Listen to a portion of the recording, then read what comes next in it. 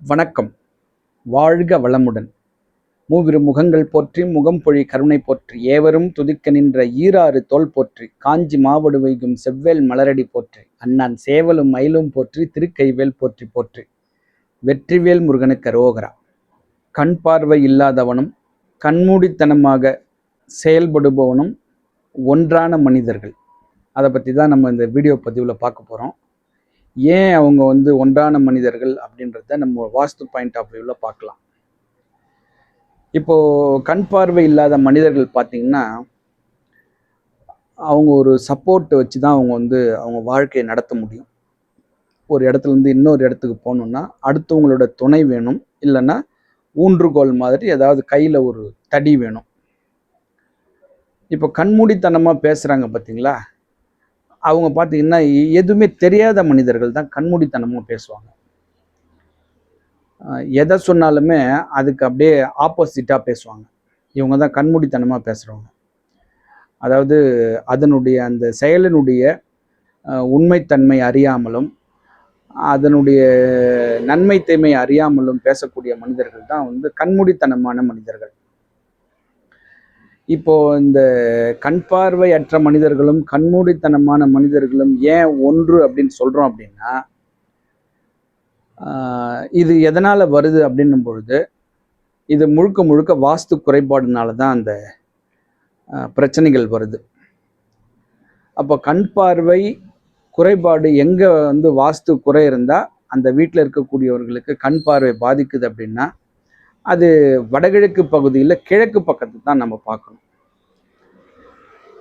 அதே மாதிரி இந்த கண்மூடித்தனமாக பேசுகிறவங்களுக்கு அடுத்து என்ன வரப்போகுதுன்னு தெரியாமல் அடுத்து அவங்களுடைய சிந்தனையை யூகிக்க முடியாது. அடுத்து என்ன நடக்க போகுது அப்படின்றத யூகிக்க முடியாததுனால அவங்க கண்மூடித்தனமாக பேசுகிறாங்க.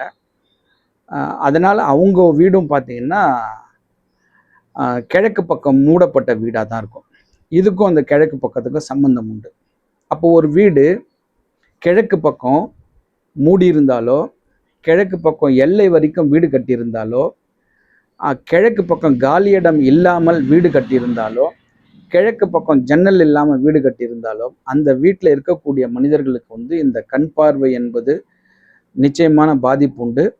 அந்த வீட்டில் வாழக்கூடிய மனிதர்கள் கண்மூடித்தனமாகவும் பேசுவாங்க. அப்போது கிழக்கு பக்கம் மூடப்பட்ட வீட்டில் இருக்கிறவங்க நல்ல வாழ்க்கை வாழ முடியாதான்னா வாழ முடியும்.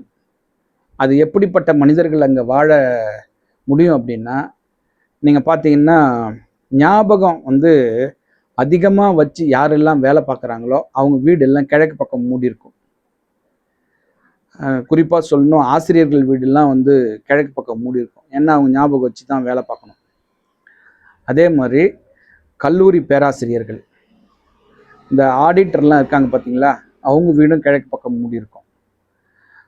அதை தாண்டி இந்த சினிமா துறையில், இசைத்துறையில் மியூசிக் டைரக்டர்னு சொல்லக்கூடிய அந்த கம்போசர்கள் வீடு எல்லாமே கிழக்கு பக்கம் மூடி இருக்கும். காரணம் என்னென்னா, கிழக்கு மூணுனா தான் அவங்களுக்கு ஞாபக சக்தி அதிகமாக வரும். கிழக்கு பக்கம் மூணுனா ஏன் ஞாபகம் அவங்களுக்கு அதிகமாக இருக்குது அப்படின்னும் பொழுது அதுக்கு என்ன காரணம் அப்படின்னு கேட்டிங்கன்னா, சூரியன் தான் அந்த ஞாபகத்தெல்லாம் மாற்றக்கூடிய மனிதர். அப்போ ஒரு வீடு கிழக்கு பக்கம் மூடி இருந்து கிழக்கு பக்கம் ஜன்னல் இல்லாமல் கிழக்கு பக்கம் எல்லை வரைக்கும் காலி இடம் இல்லாமல் வீடு கட்டி இருந்தாங்கன்னா அந்த வீட்டில் வாழக்கூடியவர்களுக்கு சூரியன் நேராக வீட்டுக்குள்ளே வரமாட்டார். கிழக்கு பக்கம், அதாவது உதிக்கின்ற சூரியன். அந்த உதிக்கின்ற சூரியன் தான் புது புது ஐடியாக்களை கொடுக்கணும், அந்த ஞாபகத்தை பழைய நினைவுகள்லாம் அழிச்சு. ஆனால் அவர் வராதனால அவங்களுடைய ஞாபகம் இருந்துக்கிட்டே இருக்கும். இப்போ பார்த்தீங்கன்னா நிறைய வீடுகளில் பிரச்சனைகள் வந்துக்கிட்டே இருக்கும். அது மாமனார் பிரச்சனையாக இருக்கலாம், அது மாமியார் மருமகள் பிரச்சனையாக இருக்கலாம், மருமகள் மாமனார் பிரச்சனையாக இருக்கலாம், இல்லை அந்த வீட்டில் இருக்கக்கூடிய உறவினர்களுக்குள்ளே பிரச்சனைகள் இருக்கலாம்.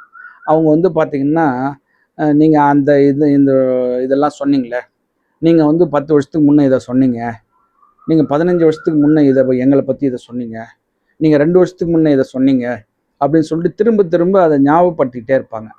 அந்த வீடெல்லாம் பார்த்திங்கன்னா கிழக்கு பக்கம் நிச்சயமாக மூடி இருக்கும். அந்த மூடி இருக்கிறதுனால தான் அவங்களுக்கு அந்த பழைய நினைவுகள்லாம் வந்துக்கிட்டே இருக்கு. நிறைய பேர் பார்த்திங்கன்னா திரும்ப சொன்ன சொல்லையே திரும்ப திரும்ப சொல்லிக்கிட்டே இருப்பாங்க. அதாவது அவங்களுடைய மனம் வந்து பாதிக்கப்பட்டிருக்கும்.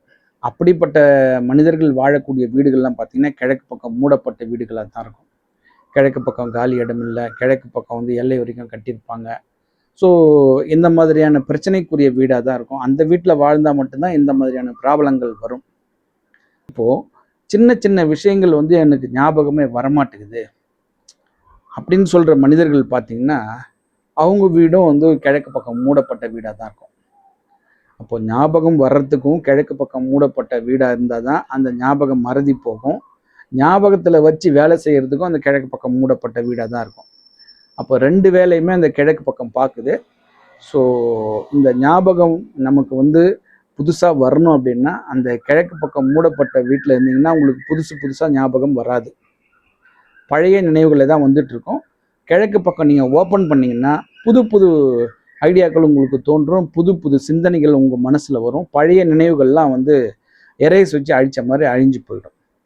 மிகப்பெரிய பேராசிரியர்கள், மிகப்பெரிய இசையமைப்பாளர்கள், மிகப்பெரிய ஆசிரியர்கள், நல்ல அவார்டு வாங்கின ஆசிரியர்கள்லாம் பார்த்தீங்கன்னா ஒரு நல்லாசிரியர் விருதெல்லாம் வந்து நிறைய ஆசிரியர்கள் வாங்கியிருப்பாங்க.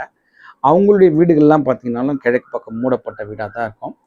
ஸோ இப்போ கிழக்கு பக்கம் மூடப்பட்ட வீட்டில் வாழக்கூடியவர்கள் இந்த மாதிரியான வாழ்க்கையை வாழ்ந்துக்கிட்டு இருக்காங்க. கிழக்கு பக்கம் மூடப்பட்ட வீட்டில் வாழக்கூடியவர்கள் மன வளர்ச்சி இல்லாதவும் இருக்காங்க, மனநலம் பாதிக்கப்பட்டும் இருக்காங்க. கிழக்கு பக்கம் மூடப்பட்ட வீட்டில் இருக்கக்கூடியவர்கள் கண் பார்வை இல்லாமலும் இருக்காங்க. சரி, அப்போ ஞாபகம் வச்சு அவங்கெல்லாம் வந்து நல்ல ஒரு வேலையில் தான் இருந்திருக்காங்க அப்படின்னு சொன்னீங்கன்னா, ஸோ அவங்க நல்லா தானே வாழ்ந்திருக்காங்க அப்படின்னு சொன்னீங்கன்னா நிச்சயமாக அவங்க நல்லா வாழ்ந்திருப்பாங்க. காரணம், இதில் 2 விஷயம் நம்ம பார்க்கணும். இழப்புடன் கூடிய வாழ்க்கை, இழப்பில்லாத வாழ்க்கை. இப்போ நீங்கள் அந்த கிழக்கு பக்கம் மூடப்பட்ட வீட்டில் நீங்கள் போய் பார்த்தீங்கன்னா யாராவது ஒருத்தர் இந்த கேட்டகரியில் இருப்பாங்க. ஒருத்தர் வந்து நல்லா ஷைன் பண்ணியிருப்பாங்க. ஆசிரியர் தொழிலில், ஆடிட்டர் தொழிலில், சாஃப்ட்வேரில், இசைத்துறையில் அவங்க நல்லா ஷைன் பண்ணியிருப்பாங்க. ஆனால் அவங்க வீட்டில் பார்த்தீங்கன்னா நிறைய இந்த மாதிரியான பாதிப்புகள் இருக்கும். ஸோ அதான் இழப்புடன் கூடிய வாழ்க்கை. இப்போ இழப்பில்லாத வாழ்க்கை வாழணும் அப்படின்னா நீங்கள் வந்து அந்த கிழக்கு பக்கம் திறந்தீங்கன்னா இழப்பு இல்லாமல் வாழலாம். அப்போ கிழக்கு பக்கம் திறந்தா எனக்கு வந்து ஞாபகம் போயிடுமா அப்படின்னா புதிய ஞாபகங்கள் உங்களுக்கு வரும். அப்போது புது புது சிந்தனைகள் வரும்போது நீங்கள் வளரலாமே. ஸோ அதனால் கிழக்கு பக்கம் திறந்தீங்கன்னா உங்களுக்கு வந்து அந்த கண் பார்வை, புதிய சிந்தனைகள், கண்மூடித்தனமாக நம்ம பேசக்கூடியது எல்லாம் தவிர்த்து நாமளும் வந்து ஒரு நல்ல மனிதர்களாக இந்த பிரபஞ்சத்தில், இந்த மக்கள் மத்தியில், மக்கள் சமுதாயத்தில் நாமளும் வந்து பிரதிபலிப்போம். ஸோ கிழக்கு பக்கம் திறந்துருங்க, கிழக்கு பக்கம் மூடி வைக்காதீங்க. 2வது விஷயம், இந்த பிரபஞ்சம் நம்ம கேட்குறத கொடுக்கும், நம்ம நினைக்கிறத செய்யும் அப்படின்றதுக்கு மீண்டும் ஒரு என்னுடைய அனுபவத்தை நான் சொல்கிறேன். நான் வந்து மே மாதம் என் ஃபேமிலியோட கும்பகோணம் சுற்றி இருக்கக்கூடிய கோவில்கள்லாம் பார்க்கணும் அப்படின்னு சொல்லி ஒரு 2 நாள் ப்ரோக்ராம் ஃபேமிலியோடு போகிறேன். நான் வந்து அதுக்கு முன்னாடியே என்ன பிளான் பண்ணுறேன் அப்படின்னா, திருவாடுதுறையில் தங்கணும் அப்படின்ற ஒரு கால்குலேஷன் போட்டேன் மனசில். எங்கே தங்கணும் அப்படின்னா, திருவாடுதுறை ஆதீனத்தில் வந்து தங்கிறதுக்கான அறைகள்லாம் இருக்குது.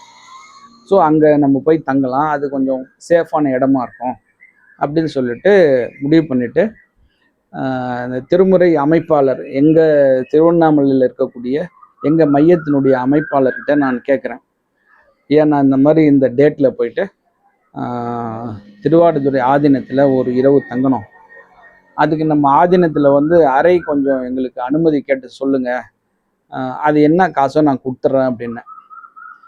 அவர் என்ன பண்ணார், அவங்க அதெல்லாம் அலோவ் பண்ண மாட்டாங்களே அப்படின்னு ஒரு கதையெல்லாம் சொன்னார்.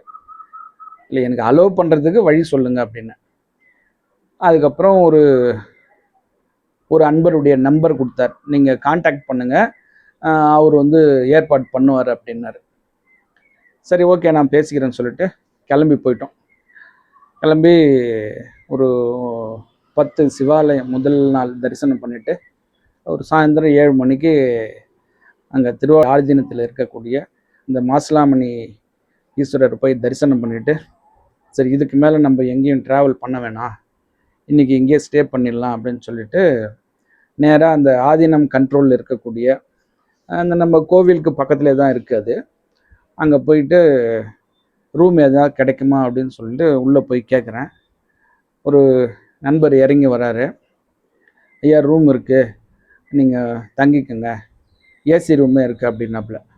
சரி ஓகே அப்படின்னு சொல்லி அன்றைக்கி தங்கிட்டு காலையில் ஒரு 5 மணிக்கெலாம் ஏந்து குளிச்சுட்டு ஒரு ஃபஸ்ட் கிளாஸ் ரூமு, நல்ல ஏசி, நல்ல பாத்ரூம், டாய்லெட்டு, நல்ல வாட்டர் ஃபெசிலிட்டி, நல்ல ஆதீனம் வந்து அழகாக பண்ணி வச்சுருக்காங்க. ஸோ ரொம்ப ரொம்ப குறைஞ்ச ஒரு கட்டணம் தான் அது. ஒரு பெரிய அறைக்கே வந்து ஒரு கம்மியான கட்டணம் தான் வாங்கினாங்க. ஸோ அது நம்ம அன்றைக்கி தங்கிட்டு காலையில் எழுந்திரிச்சு மறுபடியும் நம்ம வந்து 2வது நாள் அந்த ஆலய தரிசன பயணத்துக்கு வந்து நம்ம கிளம்பி போயாச்சு. ஸோ நம்ம ஒரு முடிவு எடுத்துட்டோம் அப்படின்னா அங்கே தான் தங்க போகிறோம் அப்படின்னும் பொழுது அது இந்த பிரபஞ்சத்துக்கிட்ட சொல்லிட்டோம்னா அது ஏதோ ஒரு வகையில் வந்து நமக்கு கொடுத்துரும் அந்த அதிகாரத்தை. நான் எங்கள் அமைப்பாளர்கிட்ட கேட்குறேன். அவர் வந்து ஒரு முடியாதுன்ற ஒரு மாதிரியே பேசினார். நான் கேட்டது தப்பு அப்படின்னு சொல்லிட்டு அவர் கொடுத்த நம்பருக்கு நான் கால் பண்ணல. நான் வந்து சிவபெருமான்கிட்ட சொல்லிட்டேன், பகவானே நீ வந்து எனக்கு அங்கே தங்கறதுக்கு இடம் கொடுக்கணும் அப்படின்னு நான் அவர்கிட்ட வேண்டிக்கிட்டு எங்கள் ஃபேமிலியோடு போனோம். நான் நினச்ச மாதிரியே அந்த அந்த விடுதியில் போயிட்டு மேலே போகிறேன். ஒரு தம்பி இறங்கி வராப்புல, என்ன ரூம் வேணுமான்னு கேட்குறாப்புல. ஆமாம் அப்படின்னு சொல்லிட்டு ரூம் வந்து கொடுத்துட்டாப்புல. தம்பி உங்கள் பேர் என்னன்னு கேட்குறேன். கதிர்வேல் அப்படின்றாப்புல. ஒரு ஒரு ஒரு மிராக்கலான பேர் அது. நான் வந்து ஒரு முறை திருச்செந்தூர் போயிட்டு ஸ்ரீவில்லிபுத்தூர் வரும்போது மதியம் 2:30 மணி, ஒரு சரியான பசி. என்ன முருகா ரொம்ப பசிக்குதே, ஸ்ரீவில்லிபுத்தூரில் 1:30 மணிக்கு மேலே சாப்பாடே கிடைக்காது, நாங்கள் 2:30 மணி ஆயிடுச்சு, இன்னும் போகிறதுக்கு ஒரு 10 நிமிஷம் ஆகும், 2:45 கூட ஆகிடும், எனக்கு ரொம்ப பசிக்குது அப்படின்னு சொல்லிட்டு நான் முருகன்கிட்ட வேண்டிக்கிறேன். நான் முருகன்கிட்ட வேண்டிக்கிறேன்.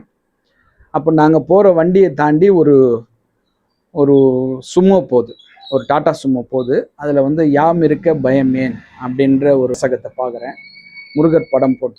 சரி ஓகே, நமக்கு வந்து முருகர் சாப்பிட்டுருவார் அப்படின்னு சொல்லிட்டு அங்கே போயிட்டு இறங்கி முதல்ல சாப்பிட தான் போகிறோம். ஏன்னா 2:45 ஆயிடுச்சு, கோவில் நட சாத்தியிருக்கோம். அவங்க வந்து 3:30 மணிக்கு மேலே தான் திறப்பாங்க. சரி அதுக்குள்ளே நம்ம சாப்பிட்றலாம் எல்லாரும் அப்படின்னு ஒரு 20 பேர் போகிறோம். அப்போது சாப்பாடு கேட்கும்போது பக்கத்தில் இருக்கிற ஹோட்டல்லாம் மூடியாச்சு. ஏன்னா உணவு எல்லாம் முடிஞ்சு அவங்க வந்து ஹோட்டலே க்ளோஸ் பண்ணிட்டாங்க. அப்போது ஒரு நண்பர் சொல்கிறார், நீங்கள் அங்கே போங்க, அங்கே ஒரு மெஸ் இருக்குது, அந்த மெஸ்ஸில் சாப்பாடு நிச்சயமாக இருக்கும், போங்க அப்படின்றார். அந்த கோபுரத்தை தாண்டி அந்த தேரடி வீதியில் ஸ்ரீவில்லிபுத்தூரில் அங்கே போயிட்டு கேட்குறோம், நாங்கள் ஒரு 20 பேர் இருக்கோம், சாப்பாடு இருக்குமான்னா ஒரு 5 நிமிஷம் இருங்க அப்படின்றாங்க. அதுக்கப்புறம் ஃப்ரெஷ்ஷாகவே ரைஸ் வந்து சூடாக வடித்து எடுத்துன்னு வராங்க. இருக்கு வாங்க அப்படின்னு சொல்லிட்டு எல்லாருக்கும் சாப்பாடு போட்டாங்க. One of the first class சாப்பாடு. அந்த மெஸ் வந்து கதிரவன் மெஸ். நான் ஏற்கனவே கூட ஒரு வீடியோ பதிவில் நான் இதை சொல்லியிருக்கேன். ஸோ நான் வந்து முருகன் வேறு சிவன் வேறு கிடையாது. நான் முருகன்கிட்ட கோரிக்கை வைக்கிறேன், எனக்கு சாப்பாடு வேணும்னு உடனே வந்து சாப்பாடு அரேஞ்ச் பண்ணி கொடுக்குறாரு. நான் சிவபெருமான்கிட்ட கோரிக்கை வைக்கிறேன், நான் அங்கே வந்து திருவாடுதுறை ஆதீனத்தில் தங்கணும் அப்படின்னு சொல்லிட்டு எனக்கு ரூம் வசதி செஞ்சு கொடுக்குறாரு, அதே வந்து முருகப்பெருமான்.